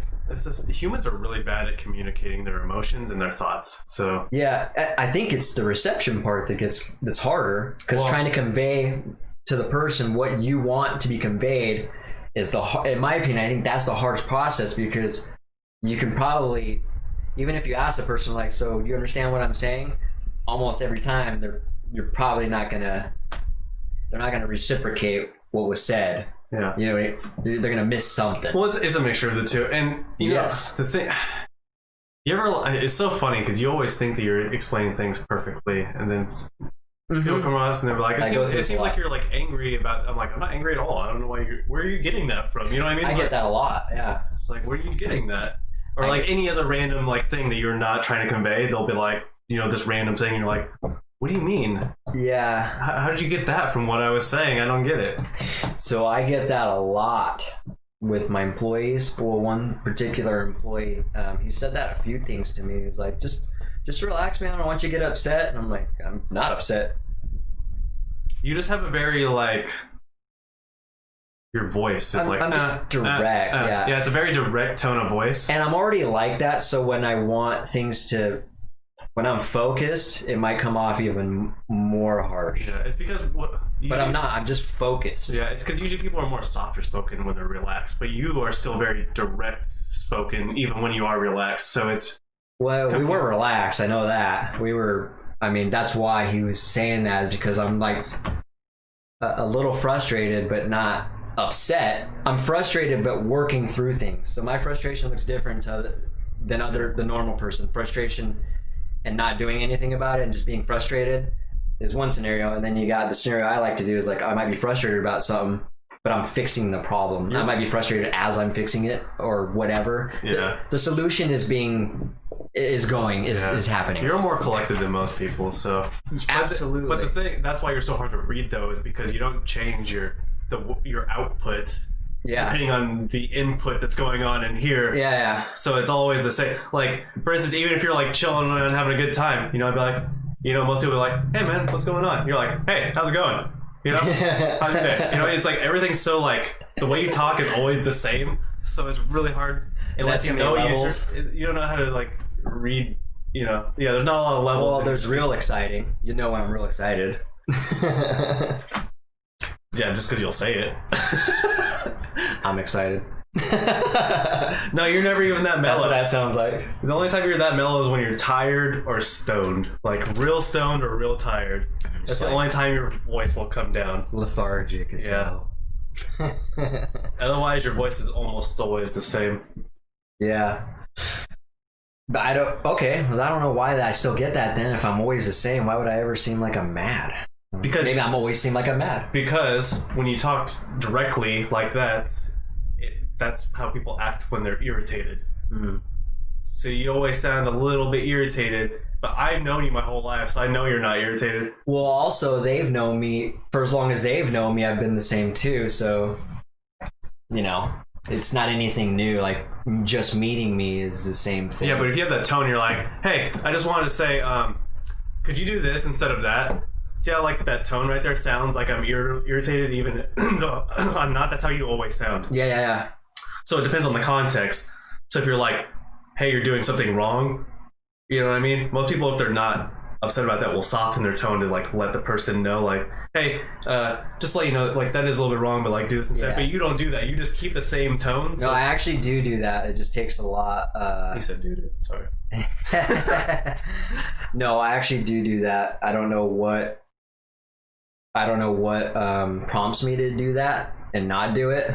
But yeah, more times than not, I'm not worried about what the other person's thinking. I'm just worried about the solution, and that's you should worry about more times people that you're connecting with, how they perceive, especially if their perception is wrong. So like you're consistently getting the wrong perception. Yeah. So you should change it just so that you're they're receiving the message that you're trying to convey. You know what I mean? I don't know if changing it is the solution, but maybe explaining to them what we're talking about right now. Like, hey, it might come off like I'm not excited or upset all the time, but just so you know, this is just my tone of voice. It takes a lot for me to get really excited or not excited, or I don't know what to do. I think I would work on it, and the reason I would work on it is because you can do that with people like me, but you can't do that with strangers, and sometimes first impressions are really important. So if you always have a direct tone, but you're trying to convey a message that doesn't need a direct tone, then you might give the wrong message, and you might, fuck up something that you can't fix later because they're like, oh, fuck that guy. You know what I mean? So I would work on it just for like something like that. It doesn't matter for like me or like someone you're dating that knows you personally. Yeah. So those type of people are. I'm not saying you can make your own decision. I'm just saying personally, I would work on it if that was the case. So, I mean, if I knew that would benefit me as far as communicating, I would totally consider that. Here's the thing, though. I think it would. I'm just giving you my opinion that I think it would. I'm not saying I know it would. I think it would, though. So. Yeah. Well, that might help communication with employees in that scenario. That's not going to help. Communication with employees will definitely help your business, though. Yeah, because it'll definitely help their moral, and they'll, And honestly, it depends on who you're talking to, though. Mm-hmm. Well, yeah, you always got to be different with. Because my lead right now is very similar to me, and the way I talk to him, he has no problem. Yeah, he has not got any impression from me. Because he understands me, and he's only known me a year and a half. Yeah, but you got to read the room. You know what I mean? Yeah, so I think it's a matter of who you're talking to as well. Humans are really known for that, is you act differently around different people. You know what I mean? Yeah. Because it's a relationship, you know what I mean? So there's got to be a give and take, you know what I mean? So, with someone like that already gets you on it's like me and Cody, for instance. Yeah. That's why we're best friends, is because that I wouldn't want to fuck with. Yeah, it's like me. Like, why would I want to fuck with that? You don't need to do that, but like, if your other employees, they are not getting your message right, you might want to fuck with that so that they can get the message correctly, you know what I mean? Yeah. It's like me and That's Cody. Going to look funny on the job site, just so you know. I'm going to be like talking one way to the other guy. Hey, now Craig, Just so you don't think I'm upset. You see what I'm saying? Well, you don't have to do that extreme. You know what I'm saying, though. There's inconsistencies with that. Yeah, but I want to you be go to your myself. lead and be like, hey, bro, can you go do that and that and that? And you're like, hey, by the way, you know, like, see how that's a little bit more subtle than what you were doing? Yeah, I can just see that being like, why are you talking to him like that, man? You talk to him the way you talk to me, man. Special treatment But and then shit. Yeah, but that's like, but then you could just banter with them, you know what I mean? And be like, I think I should just get rid of that guy and get another guy like my lead and just be myself. you can still be yourself without just being You see what I'm saying? monotonous with your tone of voice, though. The way I pitch, though, is this way. Well, you And don't I'm need to successful. Yeah, so but I'm not going to change that. Yeah, I didn't say change your pitch. Yeah, I'm because talking- honestly, I think that's part of the reason. No, because I've always been like this. I would say for conflict resolution. Yeah. For conflict resolution, you want to have varying tones of voice. See, that's the thing. Like, Because if you only had that... you haven't been in much conflicts with me like that, but you will understand that if things get to a point like that, I'm not like that. I don't just keep going aggro or like direct. Like, I do actually reel it back and try to, because like I said, Yeah, I know I'm a you. problem solver. I'm a solution finder. Yeah, I know you do. And so, But I'm saying when you're at the beginning of that and you have that tone, people think you're already up there. yeah. They think you're here when you're here, you know what I mean? Yeah. And I'm just saying if that's consistently happening, like if it happens every once in a while, that's just a miscommunication, like you were saying. Yeah. But, well, like, it's consistently happening I mean, because he it's- doesn't know me also. Yeah. It goes back to who you're doing it to as well. He doesn't know me. Yeah. And so he thinks maybe I'm upset. And I just have to tell him, like, I'm not upset, dude. Like, you haven't seen me upset. Yeah. It takes a lot to upset me. Well, for instance, like say in the future you have like a partner, like a business partner, or like, you know, you're working with another company, you might not want to have that direct pitch the whole time you're talking to them, you know what I mean? Yeah. Well, yeah, Because if you're I not never have pitching a to partner, sale, you know what I mean? I'm pretty good at that, actually, as far as anybody who's... But also, Up on my it also level. depends on who that person is, because they might have liked that direct tone, you know what I mean? So it's Yeah. another case of reading the room, you know what I mean? Yeah, exactly. Yeah. I mean, It depends on, I like, need to be a better room reader then. yeah. Yeah, I guess maybe just start with that. Don't even change anything. Just start reading the room. reading the room better. All I know is it's been working more for... See, that's the thing. I sit here and say, it's been working for me, but really I've been like that my whole life. And it's only until recently that I've kind of... You know what it is? It's when you ask somebody to change something they're doing is when you sound irritated. That's like really the only situation, really. Yeah, okay. It's because you have the same tone. So when you're like, hey, like if you came up to me and you're like, hey man, could you throw that stuff away out of the fridge? Just like with that direct tone, sounds like you're pissed off, even though you're not. You know what I mean? Like, you probably are a little annoyed. Like, can you throw away this shit? But you're like not actually mad. You know what I mean? Yeah. But it sounds like you're mad when you're not. But I understand that because I know you. But obviously I've known you my whole fucking life. So. Yeah. But I think it's usually when you're just asking someone to change something they did. You know what I mean? Like they did something wrong or they're not doing it 100% correctly. Do anything, really? Not really anything. You know what I mean? It's if they've already, like, Correct something then? if you're correcting, yeah, like a corrective question. There we go. You're trying to correct a behavior or like, you know, whatever. Even my tone of voice can work with that though, because I'm really not, like on a job site, using your example, like if someone does something wrong, my way of bringing it up is to be like, hey man, just so you know, this part needs to be done this way, just so you know. Yeah. I know, you know, it's not your fault. Like I'll sit there and start cushioning it, I guess. Like I'm not upset or anything. Yeah. I just let you know what needs to be done the right way. Yeah. Still kind of sounds, Yeah. but you know, that's just me. Yeah. But that's a lot better than just, You're like, hey man, you did that wrong. yeah. I know. So I do have my ways of letting people know that, like, I'm not a pissed off douchebag here. I'm trying to explain to you that this just needs fixed. Remember when I kept stripping those fucking screws? Do you remember that? No. Oh my god. I couldn't use the drill properly. I would like do it and just like strip the shit. I'm like, shit. I don't remember that. And you had to keep coming and like prying them out. I don't remember that. I'm sure it sounds like frustration though. It wasn't. It happened a few times, but you're like, you know, you'd be like, we were like putting a post or something, and you're like, had to get the top part into the post or whatever, and you're like, or no, it wasn't the post. It was like, I don't know what it's called, but that piece you put against the side plate yeah against the post. yeah not against the post, but against like the house. Side fascia. Yeah, that's what it's called. Yeah.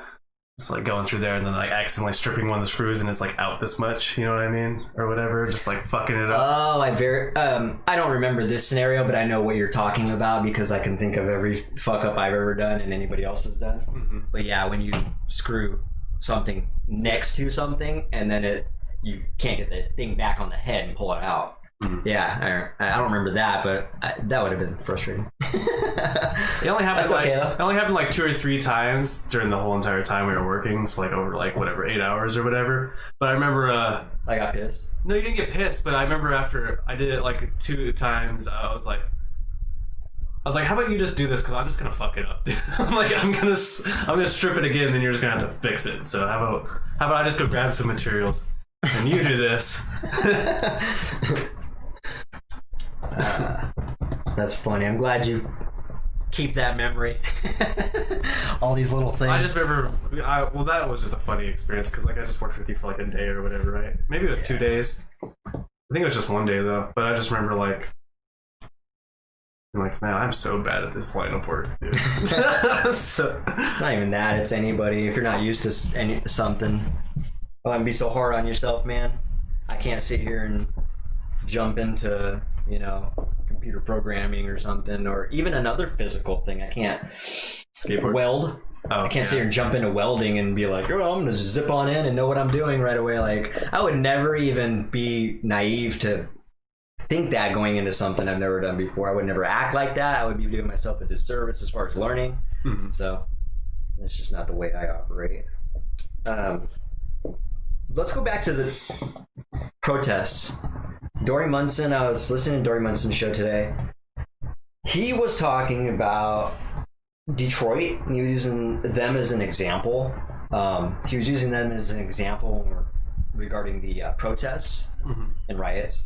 He was saying how, Detroit is usually like one of the beacons for protests and riots, and they haven't had any this year. They've been really quiet, and I guess a lot of that is due to the city making it very clear that they weren't going to tolerate that. I don't know how they were going to enforce it or what they threatened with, but I think they put the fear into the people. Yeah. Because they don't have many riots.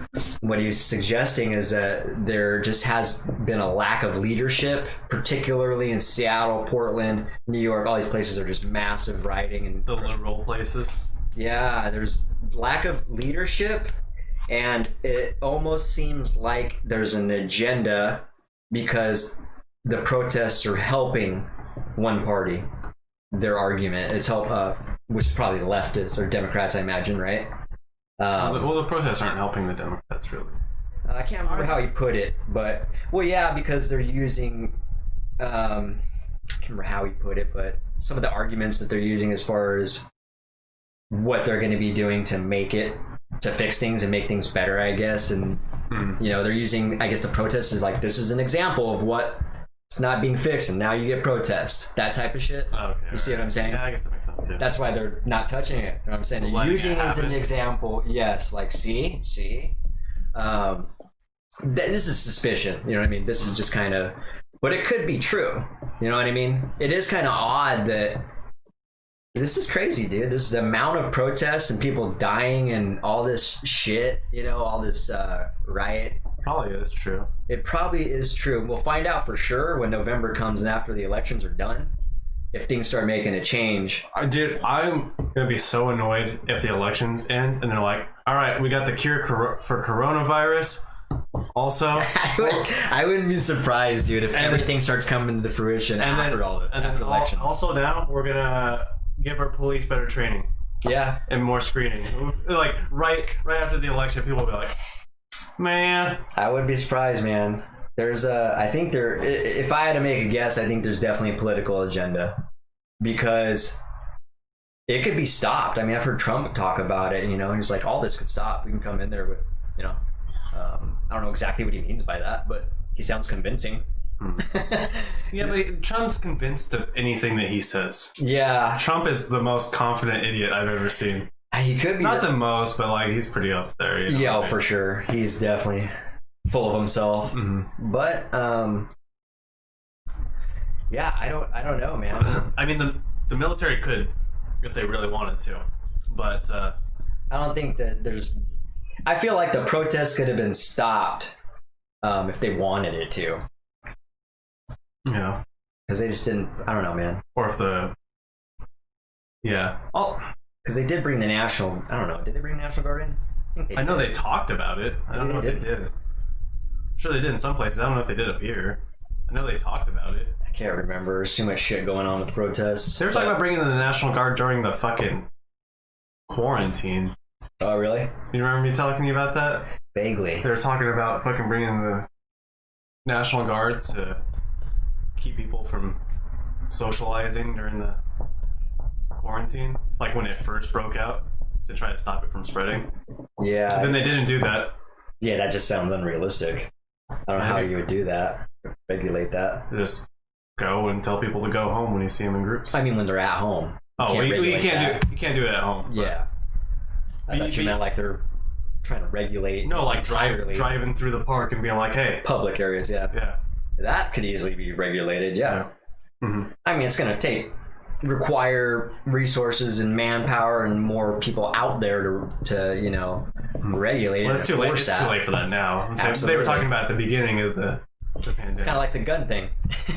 The gun's already out there. It's too late. Yeah, it's like the virus is already out there. They could have stopped it too. It's another thing. They could have totally stopped the virus. Yeah, I think other countries are doing pretty good, actually. Some other countries have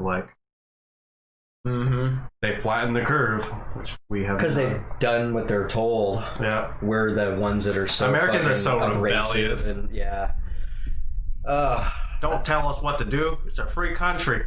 Yeah. But yeah, so that was a suspicion, and so we'll just keep our eye out for when November comes and see if things take a sudden shift, because honestly, it's probably not going to be like right after the elections, but just keep your eyes peeled for the few months after that. Look out for 2021. Yep. Like 2021 is going to be January 2021, they're like, everything's fine now. I feel like 2021 is just going to be a lot of new things, good and bad, just like a lot of more revealings of stuff. If we just get rid of the pandemic in 2021, I'll be like, life's so good.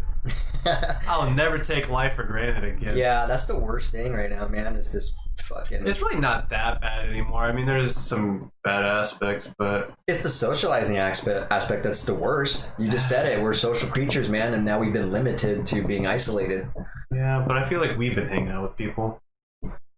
Yeah, but I thrive on, like, for me personally, like shows and playing shows and being around like my talk about herd mentality. In that type of setting, I really feel at home. You're right, because I do like concerts. The things that I'm missing are like going to Seattle and going to events in Seattle. Yeah. Any type of events, you know what I mean, or just like going around in public, you know what I mean.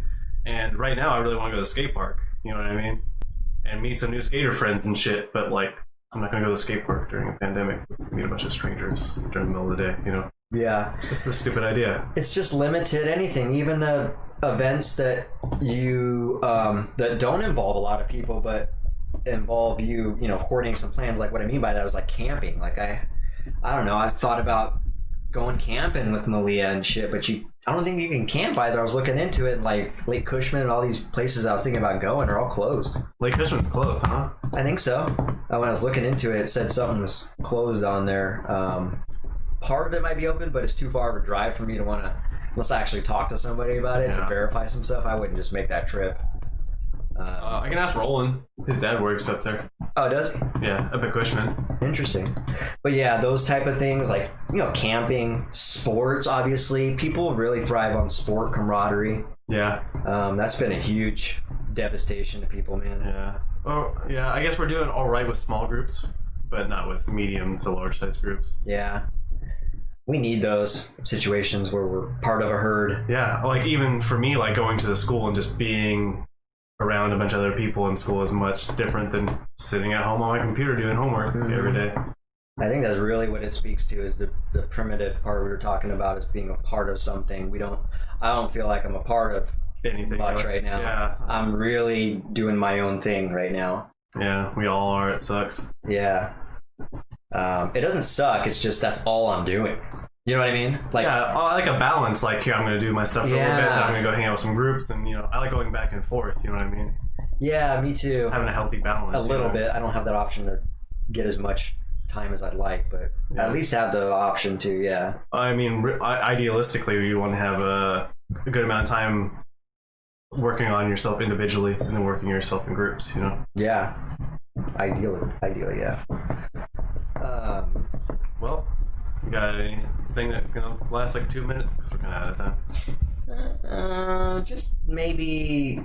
Yeah, I guess I'll side rant a little bit here. I must say that parenting right now for me is really tough.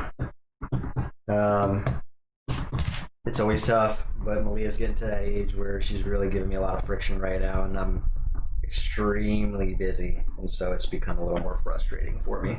Yeah, it's gonna happen. And I know It's gonna get worse. and she's been a really good kid thus far, and so now it's taking a turn where she's really testing me, like testing my mentality and stuff. And like, Yeah, I guess I've been kind of seeing that too. Kind of hearing it in the background. Yeah, it's frustrating because I was grateful and fortunate that she was very well behaved for all these prior years, and now I'm trying to figure out what is influencing her so that I can get to this. I don't know if it's people at daycare, what she's watching. Have you asked her about it? I'm going to ask her about it, yeah. I have, but I haven't sat down and looked her eye to eye and said, let's talk about this. I'm so busy. Unless I do that and just sit us down, it's not going to happen. Especially with a day like today. I mean, it's almost 9 o'clock, and I was, from getting up till now, go. There's been no time. Yeah. But yeah, it's something I'm going to talk to her about, because there's nothing worse than trying to be really efficient and get a lot of things done, and then you're trying to parent at the same time, and you're getting a lot of pushback and friction. And I don't want to be upset with her about it. You know what I mean? I get that irritated voice from just like, just stop it, right? You know what you're doing.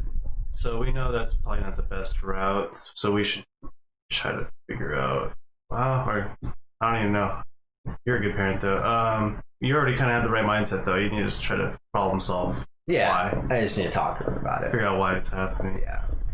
Because that's a lot. Under my suspicion, that's what happens to kids and that's probably what's happening right now. She might need attention, so I'm slammed. She's not getting my attention right now. So she's acting out, so you'll give her the attention. Absolutely. That's probably what and it I feel is. bad because I'm having a hard time carving out this time. Although I have done it, it's just not enough. You know what I mean? Kids, when I carve out one day or something for out of 2-3 weeks or even longer, it's not enough for her. But without going into too much of a tangent, it's been tough, man. Trying to make sure she's okay and then handle 25 jobs all at once. Make everybody happy. That's what my job consists of, is just putting out fires and making people happy, and then I have the parenting, is a whole other thing. So I'll let you know how that plays out. Just thought I'd rant about that a little bit, see if anybody else is having as much fun parenting as I am right now. But all right, well, we've run out of time.